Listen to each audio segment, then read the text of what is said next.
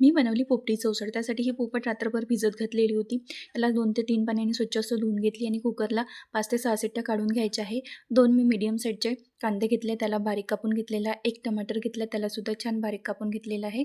कढईमध्ये तेल ठेवलेलं आहे. तेल गरम झाल्यानंतर त्यामध्ये जिरा मोहरी टाकून घेतलेली आहे आणि कापून घेतलेला कांदा, कढीपत्ता छान परतून घ्यायचा 1 ते 2 मिनिट. त्यानंतर आलं लसणाचा पेस्ट टाकून घेतलेला आहे, त्यालासुद्धा छान परतून घेतलेलं आहे. त्यानंतर यामध्ये तिखट टाकून घेतलेलं आहे, 2 ते 2.5 चमच तिखट, हळद, गरम मसाला आणि धनिया पावडर टाकून घेतलेला आहे. छान मिक्स करून घ्यायचं आहे आणि कापून घेतलेला टमाटर टाकून घ्यायचा आहे. गळेपर्यंत छान शिजवून घ्यायचं आहे. थोडंसं पाणी टाकून घेत आहे, तळाला लागू नये म्हणून.